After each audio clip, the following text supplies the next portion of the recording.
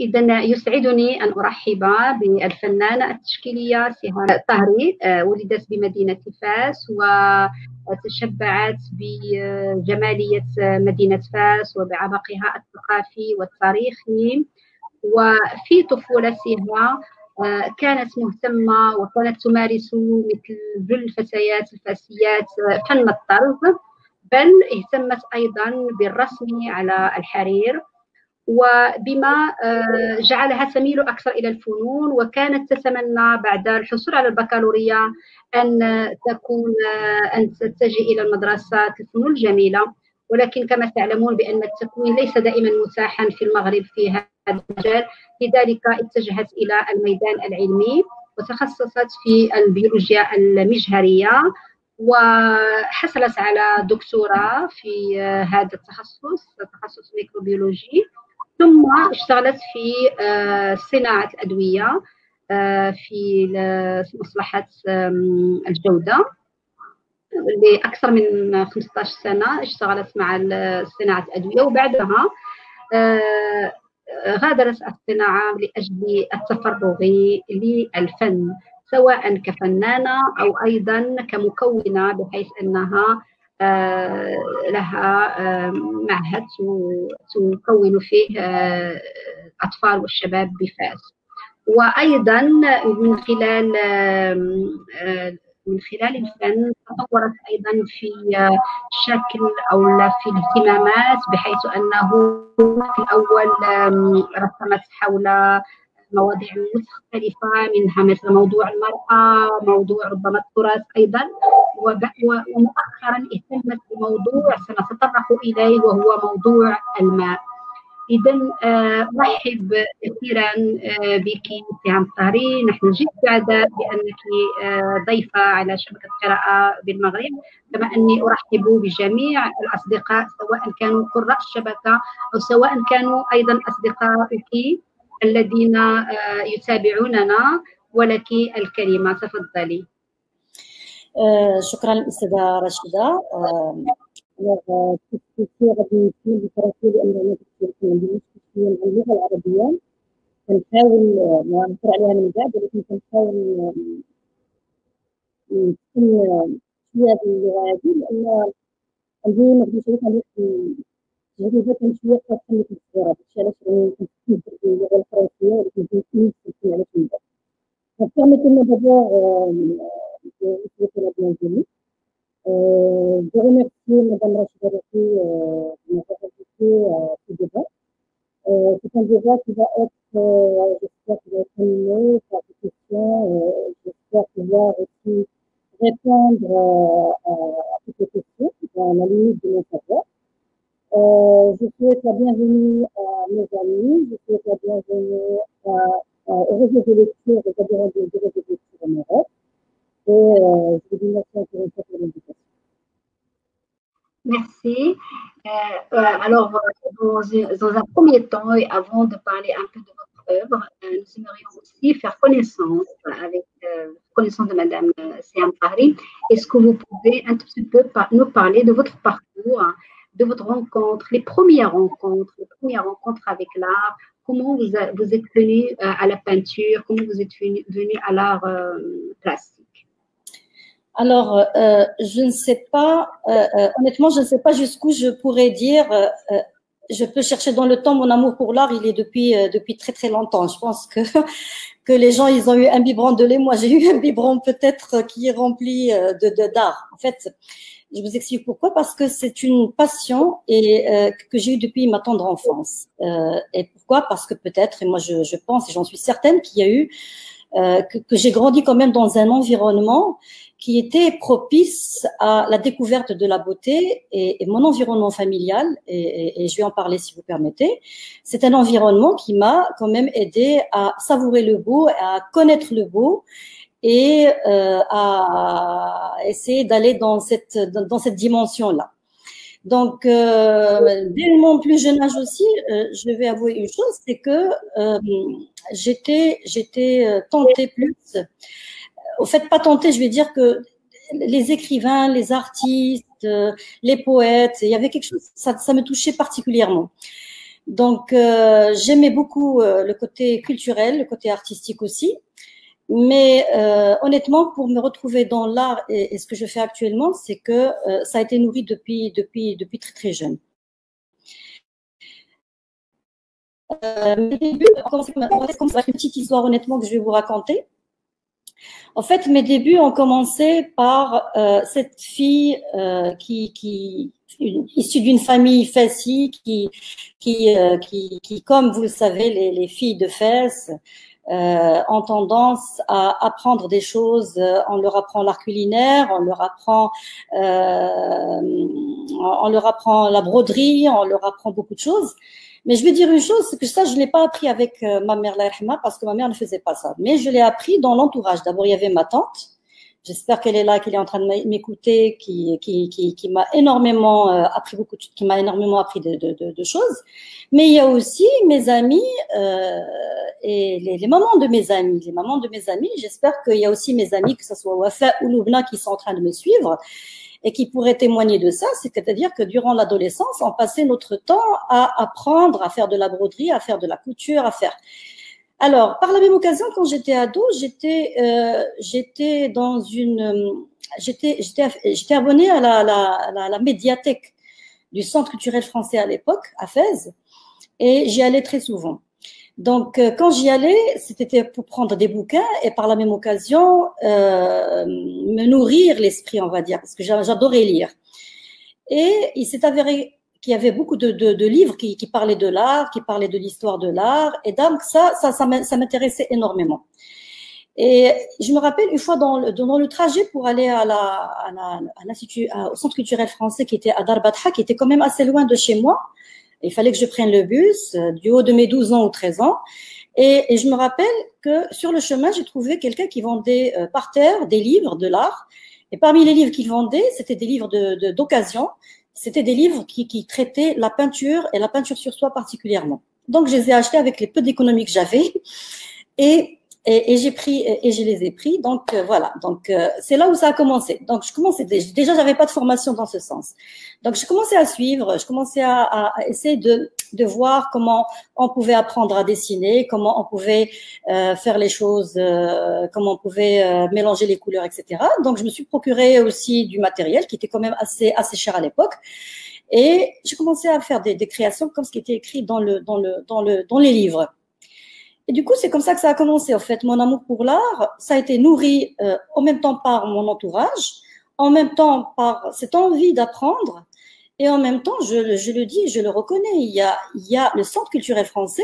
Je leur suis très reconnaissante parce que à chaque fois qu'il y avait des expositions, j'étais là. À chaque fois qu'il y avait quelque chose qui avait un rapport avec l'art, j'étais là. Donc, ça m'impressionnait.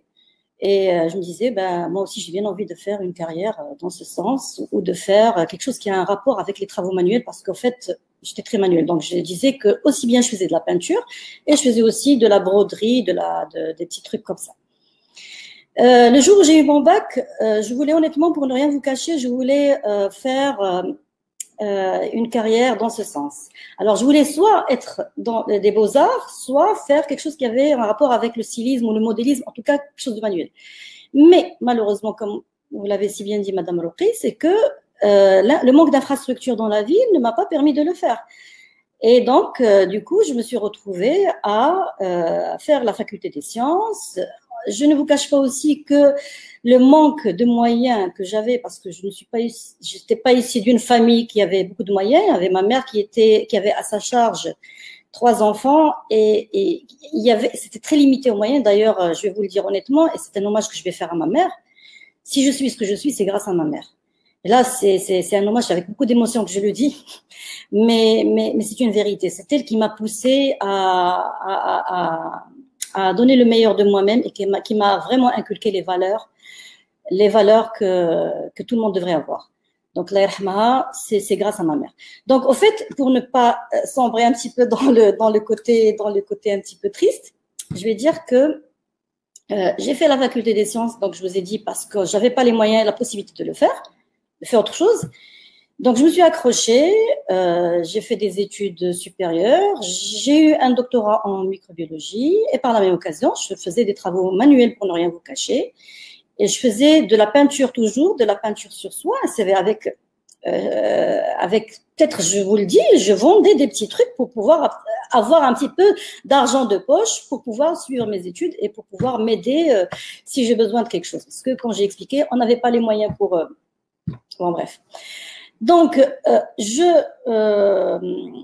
suivi ma carrière après. Donc, j'ai intégré une industrie pharmaceutique. Au début, j'ai intégré un laboratoire national qui était à Casablanca et j'étais responsable de laboratoire de contrôle qualité. Donc, comme j'ai fait de la microbiologie, je m'occupais de tout ce qui était bactériaux, de tout ce qui était analyse de l'eau, etc., tout ce qui était analyse médicaments. Et après, j'ai intégré une multinationale et je suis restée dans cette multinationale en tant qu'attachée scientifique durant quand même plus qu'une quinzaine d'années. Voilà. Donc, le parcours, il est là. C'est un parcours qui est un peu particulier. Après, j'ai décidé de quitter pour me retrouver dans l'art. Voilà.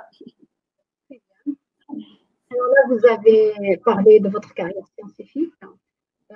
Et en même temps, vous aviez toujours votre regard, j'allais dire, artistique. Et la microbiologie, bon, moi aussi, j'en sais un peu ce que c'est parce que, bon, je suis aussi dans la biologie. Et la question que j'aimerais vous poser, c'est que, est-ce qu'en regardant votre microscope, est-ce que sous le microscope, entre les lames et lamelles, est-ce que vous avez vu de la beauté? Ah, ça, il n'y a rien à dire. Parce qu'au fait, d'abord, pour commencer, je vais dire que l'art, il est dans toutes les disciplines. Vous voyez, l'art, honnêtement, il est partout. Il emporte tout sur son passage, que ça soit par exemple dans la politique, je dirais, dans la religion, dans l'économie, dans les sciences du vivant, dans la technologie, l'art il est partout. Alors la question que vous m'avez posée en tant que biologiste, oui, bien sûr, parce que dans le microscope, vous savez, quand on voyait je sais pas, des bactéries qui étaient en train avec des colorants qu'on mettait pour pouvoir les voir, mais c'était magnifique. Au fait, dans l'infiniment petit, vous pouvez imaginer que c'était à des milliers et des milliers de micro, je sais quoi, comment vous le dire, mais on arrive à voir la beauté, c'est-à-dire que elle est là, la représentation de la beauté, je l'ai bien aperçue, et d'ailleurs, c'est peut-être ça aussi qui m'a poussée à passer de la science à l'art. Donc, mais je vais dire une chose, c'est que l'art et la science, honnêtement, je vais parler un peu de la science qui me chevauche là.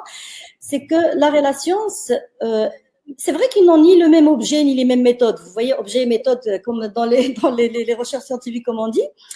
Il y a l'un qui va se référer à la raison et au réel. Par contre, l'autre, qui est bien sûr l'art, il va se référer à tout ce qui est imaginaire, tout ce qui est forme sensible, tout ce qui est insensé. Donc, l'art aussi a son importance. Donc, cette importance-là, on la ressent quand même. On la ressent donc dans la vie du quotidien, comme j'ai dit. Mais ce qu'il ne faut pas négliger, c'est que l'art et la science, la corrélation entre l'art et la science est là. Parce qu'en fait, la science, elle ouvre… elle a ouvert un champ des possibles. Si on donne aux artistes les clés et les médiums avec lesquels on travaille, c'est parce qu'il y a une évolution dans ce sens. Avant, les artistes peintres, si je prends un titre d'exemple, l'invention de l'huile, de la peinture à l'huile, qu'il y a eu dans les années plutôt au 15e siècle peut-être. S'il n'y avait pas cette invention de la peinture à l'huile, on n'aurait pas eu des chefs-d'œuvre comme ceux de Vermeer ou comme ceux de Delacroix. Donc oui, la science elle est omniprésente, elle est omniprésente dans l'art. Donc il y a aussi, il faut dire aussi une chose, c'est que il faut pas oublier de rappeler qu'il y a eu que l'impact, par exemple, de la technologie, on va dire, si je prends un titre d'exemple, la photographie, par exemple. La photographie, les artistes impressionnistes, ils ont été impactés par la création de de l'invention de la photographie. Si je prends par exemple celle des machines, les machines par exemple dans le futurisme, donc dans le futurisme, ça, il y a eu un impact. Donc l'histoire de l'art en elle-même, elle sans branche sur celle des sciences. Si je prends les sciences actuelles, si on prend par exemple, mis à part la microbiologie que vous m'avez citée parce que c'est mon domaine, si on prend la robotique en elle-même, ou si on prend les neurosciences ou les codes informatiques, ben ça aussi ça fait on voit de l'art dans ces histoires. Donc l'esthétique, parce que là la question est-ce que je suis arrivée à percevoir de l'art dans la science? Oui, je suis arrivée à l'apercevoir parce que l'esthétique scientifique, elle n'est pas dénuée de qualité artistique. Si je prends le monde actuel, mis à part le côté biologie, si je prends par exemple les images de synthèse. Les images de synthèse, si on arrive à voir, si on arrive à les décortiquer, mais elles sont magnifiques. Si on voit les visualisations des données aussi, si on prend, je sais pas, on revient maintenant à la biologie, on va dire, on déroule un ADN et on déroule une cellule où on essaie de voir des chromosomes à l'intérieur, où on essaie de voir une cellule vivante. Et honnêtement, mais c'est magnifique, c'est très très beau. L'agencement commence déjà à agencer. Et quand on voit ça, comment ne pas être dans cette dimension du divin et comment ne dire que ça, c'est pas de la création divine? Honnêtement, c'est de l'art. Donc l'art, il est là. Il est partout, il est omniprésent. Et si je vous donne un autre exemple, et qui est intéressant à savoir aussi, c'est que quand les astronautes sont perchés dans la Lune ou je sais pas dans le ciel, et qu'ils prennent des photos de l'univers, qu'ils prennent des photos de, eh ben ces photos-là sont magnifiques. D'ailleurs, il y en a plusieurs qui ont été exposées dans des musées parce que la photographie prise par la NASA, par exemple, ça c'est merveilleux. Donc vous imaginez la technologie, le summum de la technologie, et on trouve de l'art. Si je prends par exemple aussi, et ce qui est intéressant à savoir, c'est que quand on voit que par exemple la Silicon Valley que tout le monde connaît, là où il y a l'ingénierie, les techniques de pointe, etc. Mais au départ, c'était quoi? C'était une zone de création, c'était une zone de création artistique par excellence. Un ingénieur qui crée, un designer qui fait des jeux vidéo, ben il va avoir des images de synthèse, et ben c'est de la création. Donc dans l'art ou dans les sciences, en fait, ils ont les deux. Les deux, ils se chevauchent en un truc qui est très, très intéressant à savoir. C'est que ils essaient de rendre le visible, l'invisible plutôt visible. Voilà ce que je voulais dire. Oui, Madame Roqi. Oui, vous voulez dire quelque chose? Dans le même, oui, dans le même sens, dans le même sens que tu es en train de dire, dans le domaine de neurosciences, vous savez, moi je m'intéresse au cerveau. Déjà, vous savez qu'au niveau du cerveau, on peut avoir des coupes, mais alors extraordinaires. Et il y a une compétition qui s'appelle NeuroArt. NeuroArt, ça veut dire l'art du cerveau. Et il consiste à quoi? Il consiste à montrer les meilleures photos du système nerveux, du cerveau. Vous savez, faire des coupes avec des immunofluorescences, avec des marquages avec les anticorps et tout ça. On marque les molécules dans les cellules du système nerveux, mais ça donne des images extraordinaires. Ça montre déjà la jonction des cellules, ça montre, c'est comme l'univers aussi. Ça montre des images qui ressemblent un peu à l'univers, avec des couleurs multiples extraordinaires. Il y a une compétition internationale qui a maintenant sa place, qui s'appelle NeuroArt, et donc il fallait montrer le cerveau dans sa beauté. Alors ça, c'est plutôt facile à voir, mais il y a un autre aspect aussi qui est très, très intéressant. Et c'est l'avenir. On en parle très peu de gens le connaissent. Mais déjà, Jean-Dédie Vincent, si vous connaissez, qui est un grand neuroscientifique français, a déjà écrit un livre qui s'appelle L'homme neuronal. Mais après cela, il a écrit un livre extraordinaire qui s'appelle La beauté dans le cerveau. Mais là, il ne parle pas du cerveau en tant que matériel beau, mais non, il parle du cerveau en tant que conscience de la beauté. Ça veut dire comment notre cerveau humain décode, comment il connaît la beauté. Et là, c'est une autre histoire. Ça, on est vraiment au début du chemin, mais on commence un tout petit peu à voir clair. Ça veut dire qu'on commence à étudier, mais pourquoi on dit ça c'est beau et ça ce n'est pas beau. Pourquoi? C'est quoi qui est dans l'humain? Quels sont les critères? Et quels sont les critères, j'allais dire, entre guillemets, scientifiques? Est-ce qu'il y a des critères scientifiques ou bien biologiques pour parler, bon, pour parler de la beauté? Ça semble un peu futuriste, hein, mais certainement, ça va venir. Mais j'en ai profité maintenant qu'on parle un peu de art et sciences, de parler de cet aspect-là. Mais ça, c'est des discussions qui vont avoir lieu dans l'avenir. Mais je reste toujours dans ce couple art et sciences. Et j'aimerais vous poser une question qui m'est très chère. Cette question est la suivante. Là, vous avez dit que vous aurez aimé que les artistes voient un peu sous le microscope, etc., et qu'il y a de l'art aussi dans l'infiniment petit, même au niveau de la biologie. Mais est-ce que vous ne considérez pas aussi que les scientifiques doivent ou bien avoir une formation dans les métiers de l'art ou bien au moins dans la créativité? Est-ce qu'un scientifique a besoin pour justement sa carrière scientifique, est-ce qu'elle a besoin d'un regard artistique? Alors, d'abord, c'est la question que vous venez de soulever est très intéressante parce qu'au fait, comme j'ai dit, l'art, au départ, il est partout, il est dans toutes les disciplines. Mais ce qui est intéressant à savoir aussi, c'est que cette frontière qu'il y avait entre les champs de connaissances ne doit plus exister. C'est vrai que je vais dire que les temps actuels, ils nous poussent à être un peu dans la spécialisation parce qu'il faut organiser une société.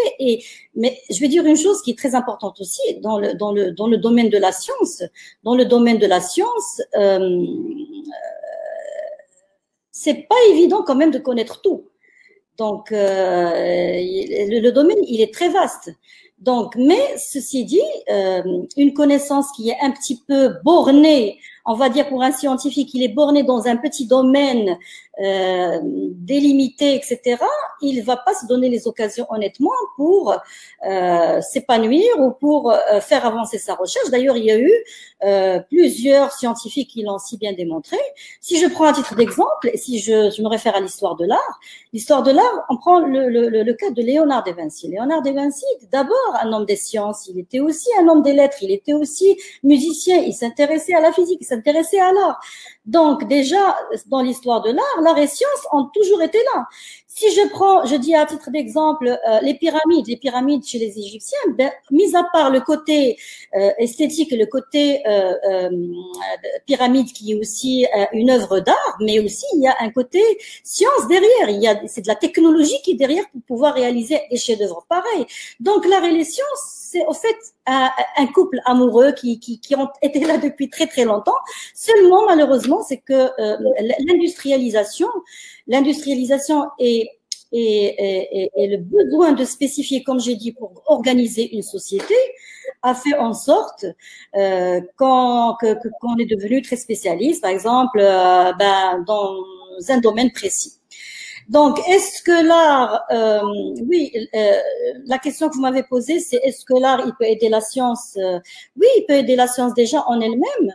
Pourquoi? Parce que il aide à changer de paradigme. Et ça, c'est très important. Donc, déjà, est-ce que le scientifique, s'il n'a pas cet esprit, honnêtement, un regard qui se, parce qu'en fait, les deux, la même chose, c'est le questionnement. Que ce soit un artiste ou un scientifique, ce qui les intéresse, c'est l'observation et le questionnement. Alors, il y a une chose, c'est que la science, elle va s'intéresser à chercher une réalité, à essayer de la démontrer, et l'artiste, ce qui l'intéresse, lui, c'est montrer la beauté. En fait, c'est une expérimentation pour arriver à un même but, donc une quête personnelle. Et la science, c'est une quête qui est scientifique, mais qui va arriver à un but qui est une vérité. Donc, les deux, ils se chevauchent dans le terrain de l'expérimentation. Ça, c'est vrai. Alors, est-ce que c'est important? Oui, pour moi, c'est important. Est-ce qu'il faut faire une activité artistique? Je dirais que oui. Il y a eu des cas, comme j'ai expliqué, de physiciens qui étaient bloqués complètement dans leur recherche, dans leur démarche scientifique. Il a suffi qu'ils voient peut-être une œuvre d'art. D'ailleurs, je ne me rappelle plus le nom du physicien, ça m'échappe. Il a lu un bouquin qui parlait du cubisme. Donc, l'époque du cubisme, l'époque de Picasso et Jean Miro, etc. Et en lisant ce livre-là, ça l'a aidé, c'est-à-dire que ça l'a aidé à trouver la solution pour le questionnement qu'il avait dans ses recherches. Donc, l'art et les sciences, bien sûr, et honnêtement, moi, je vais dire une chose, c'est qu'il ne faut pas attendre qu'il y ait que la science, ou bien que ce soit dans le formel, il ne faut pas attendre qu'il y ait des études formelles dans les études en général, c'est-à-dire que intégrer l'art à la science, mais moi j'invite les chercheurs, les intellectuels, les scientifiques à faire appel à l'art, à essayer de travailler de manière artistique, rester dans le domaine, oui, mais avoir cette philosophie et la travailler de manière et développer le côté esthétique, c'est-à-dire qu'avec l'art, honnêtement, moi je le dis, on peut faire passer très bien le message aux étudiants, que ça soit à l'université, que ça soit, je sais pas moi, à la faculté des sciences ou n'importe quoi, mais c'est un rapprochement, il permet, en fait, l'art, c'est une passerelle entre les sciences et beaucoup de domaines. Donc, il faut pas hésiter. Et bien sûr, pourquoi pas un scientifique, par exemple, rien ne l'empêche d'aller dans un musée, se ressourcer dans un musée. Et ça aurait été bien aussi si l'artiste pouvait faire la même chose et rentrer dans un laboratoire pour pouvoir s'inspirer un peu de ce qui se passe, voilà, de ce qui se passe dans le laboratoire.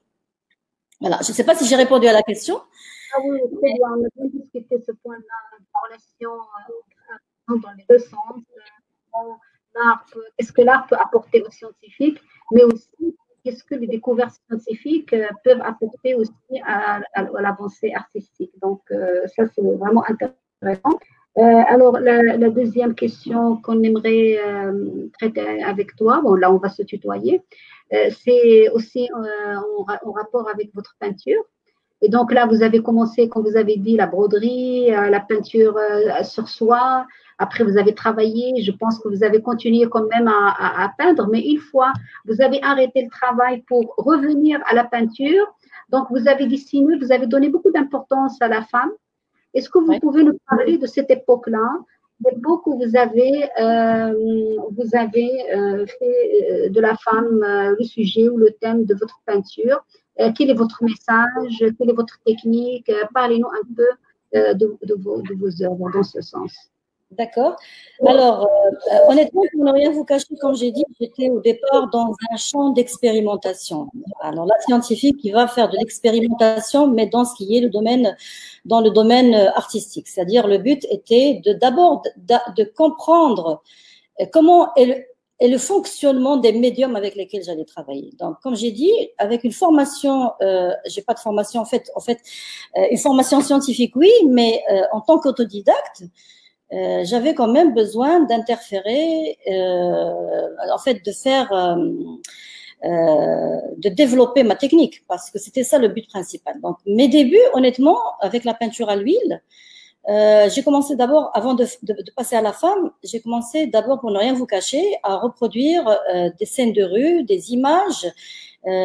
Étant donné que je suis native de la ville de Fès, la Médina de Fès m'a énormément inspirée. J'ai fait des ruelles de Médina. C'était en même temps pour rendre hommage à ma ville natale, parce que si on se balade rien qu'à la Médina, mais c'est magnifique. C'est une ville chargée d'art, chargée de culture, mais malheureusement, j'espère qu'un de ces jours, on va faire bouger les choses dans cette ville et ça, c'est un message que je donne, que je lâche, qu'il faut pas oublier cette ville sur le côté artistique. Donc, j'ai dit, avant de commencer à peindre la femme, j'ai fait ça. Puis, j'ai fait aussi des natures mortes, des objets du quotidien. Pourquoi? Parce que, honnêtement, c'était pour développer ma technique, pour arriver à une certaine technicité. Donc, je cherchais à faire des performances, c'est-à-dire essayer de me rapprocher de l'image.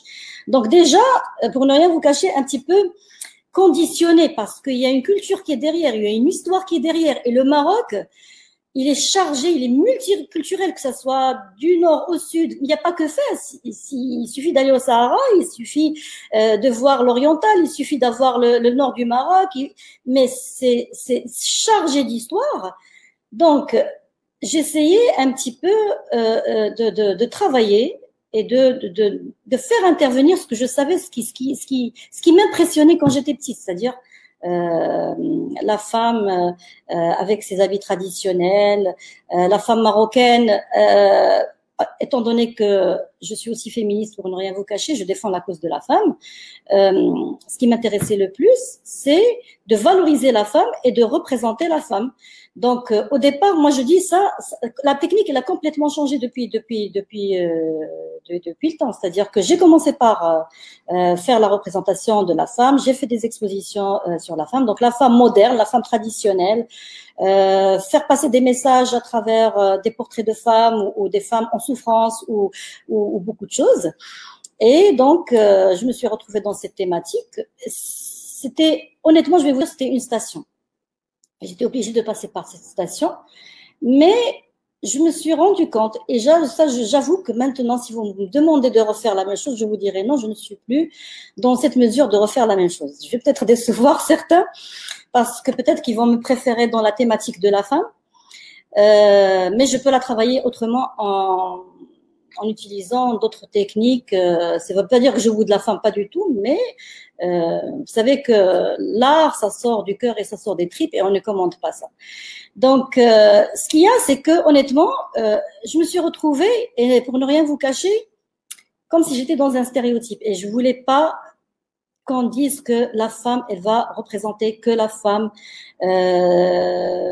parce qu'elle est artiste femme, elle va parler. Non, je trouvais que c'était plus, vous voyez, une image que j'essaie de reproduire. Donc, il n'y avait pas quelque chose qui me parlait. Donc, d'accord, oui, j'ai eu une technique, mais honnêtement, est-ce qu'il y avait de grands messages derrière? Et en même temps, je ne voulais pas tomber dans le piège du genre. C'est-à-dire que si on se réfère à l'histoire de l'art au Maroc, si on voit comment depuis l'indépendance jusqu'aux années 80 peut-être ou 70, la femme, elle était dans un certain stéréotype, c'est-à-dire qu'elle travaillait surtout les scènes de leur quotidien, c'est-à-dire les mariages, les souks, les fêtes. Si je prends notre doyenne de l'art au Maroc qui est Chaibia Talal, et sans oublier aussi avant elle, il y a, je pense que c'était avant parce que c'était avec l'indépendance, il y a Maryam Ziane, que vous avez d'ailleurs représenté, vous avez présenté sur la page des réseaux de lecture au Maroc. Donc il y a une force derrière, c'est-à-dire que la femme, mais il faut pas, pour moi le monde il a changé, et le monde de l'art au féminin ici doit changer, il doit suivre. Actuellement on est dans le monde contemporain, et moi je trouve que il faut pas que la femme reste piégée, parce qu'en fait elle est dans une double contrainte. Honnêtement, je vais vous le dire sincèrement, c'est que quand on voit la femme dans la représentation, même la critique d'art, et ce depuis la nuit des temps, c'est-à-dire que si on prend un peu l'histoire de l'art et si on passe par Artemisia par exemple, qui était une des femmes, je sais pas, depuis la Renaissance par exemple, on va essayer, même les critiques d'art, ils vont décortiquer l'œuvre de l'artiste en voyant la souffrance, parce que par exemple Artemisia, elle était sujet de viol. Si on prend plus récemment Frida Kahlo, bon, on va injecter dans la critique d'art les violences subies ou la souffrance. Donc la même chose pour la femme, il ne faut pas qu'elle tombe dans ce cliché et de dire voilà, je peins la femme et je vais rester dans ce cliché donc de la femme qui veut pas sortir. Donc j'invite aussi les artistes à pousser leurs recherches. Moi, c'était une obligation, je suis passée par cette étape-là. Honnêtement, j'ai développé, mais à un moment, je ne me sentais plus dans ça. Donc ce qui s'est passé, c'est que j'essaie de changer, et sans le vouloir. Donc, mon passage de cette thématique de la femme à la thématique que je fais actuellement ne s'est pas fait comme ça. Donc, il est passé suite à des événements que je pourrais vous dire après. Voilà. Donc, la thématique de la femme, oui, certes, c'est intéressant, mais ça a changé depuis. Je ne sais pas s'il y a des questions pour ça, mais bon. Sur la femme, non. Mais par contre, vous avez des questions des lecteurs. Oui. Si vous voulez, je peux vous en dire quelques-unes avant d'aller vers la thématique de l'eau. Alors, déjà, je dis bonjour à notre amie commune, Asma Ben Adada, et je la remercie. Moi aussi, je la salue, Asma. Bonjour. Alors, merci Asma. Alors, Asma Ben Adada, il dit excuse-moi, Rachida, un petit mot, s'il te plaît, concernant Asma, si c'est possible. Allez, allez. Alors, Asma Ben Adada, qui est professeure universitaire, que je remercie vivement parce que c'est l'une des professeurs universitaires et des sociologues de la faculté des sciences et des lettres de Fès, des sciences humaines, je dirais, de Fès, qui a eu l'initiative, qui ont fait un colloque international concernant les sciences humaines et la santé, et qui ont pensé qui a pensé, je dirais, elle et Wassila Ben Kiran et Monsieur Ababou, je pense qu'il est le chef de service, qui ont pensé à m'inviter et à montrer mon art aux étudiants à l'université et discuter avec les étudiants. Donc, des initiatives comme ça, c'est bien. Moi, je trouve qu'il faut encourager des initiatives dans ce sens, c'est-à-dire qu'il ne faut pas que ça soit seulement dans une structure, galerie, etc., pour faire une exposition d'œuvres. Donc, il faut que la compagnie soit... Est-ce que vous pouvez nous dire, lorsque vous étiez dans ce colloque sur les sciences sociales et la santé à la fac de Fès, oui, comment c'est la réaction des étudiants? Comment ils ont interagi avec vos œuvres exposées à la faculté? Alors, honnêtement, il y a eu... c'était très intéressant, c'était une très très bonne expérience parce que moi, honnêtement, à chaque fois qu'il y a une exposition, ce qui m'intéresse, c'est le regard du spectateur, celui qui va venir découvrir l'œuvre. Donc, il y a eu beaucoup de questions et je vous cache pas que ça fait mal quand même parce que l'art quand même, il est négligé dans ce pays, honnêtement. Qu'il n'y ait pas d'art enseigné depuis notre jeune âge, c'est une vraie, c'est bien dommage. Parce que j'ai dit une chose, c'est que l'art, il rapproche d'abord les peuples. L'art, il est dans cette tolérance de l'autre. Et avec l'art, on peut faire passer énormément de messages. Donc oui, il y a eu beaucoup de questions sur mon parcours. Il y a eu des questions, pourquoi la thématique de l'eau? Je me rappelle, j'avais exposé la femme qui est une des œuvres de mes œuvres de la femme qui était noyée dans l'eau, mais pourquoi elle est noyée dans l'eau? Donc il y a eu beaucoup de questions dans ce sens. Et vraiment, c'était une rencontre très, très intéressante qui était étalée entre 2 à 3 jours, je ne me rappelle plus. Mais franchement, moi, j'ai tiré profit déjà parce que c'était un contact avec les étudiants et de me retrouver sur les bancs à l'amphithéâtre en train d'écouter une thématique qui était intéressante déjà parce que je suis scientifique, donc les relations des sciences humaines et les sciences sociales avec les sciences voilà. Et en même temps, ma relation avec l'art. Donc, l'art, il était là. Et c'était très, très intéressant. Donc, vraiment, c'était un très, très bon moment de partage dont je garde un très bon souvenir. Et d'ailleurs, je remercie énormément Madame Asma Ben Adada de m'avoir invitée pour ça. Ok. Alors, j'ai 2 questions. Justement, une de Asma Ben Adada qui dit, est-ce que c'est vrai que les gens utilisent l'art au quotidien? Est-ce qu'ils communiquent par des moyens de l'art? Et quel sens faut-il donner à ça? Est-ce que réellement l'art est présent dans notre quotidien? Alors là, c'est la question de Asma, merci pour la question. Donc l'art, il est omniprésent. Il suffit de regarder autour de vous, honnêtement, et vous allez voir l'art en tout. Honnêtement, moi, c'est pas sorcier, c'est juste qu'il faut avoir ces yeux-là, il faut les ouvrir et essayer de regarder, je ne sais pas, une plante devant vous, une feuille, regardez comment elle est belle. Si on la voit en fonction de la lumière du jour, en fonction si c'est le matin ou à midi, mais là,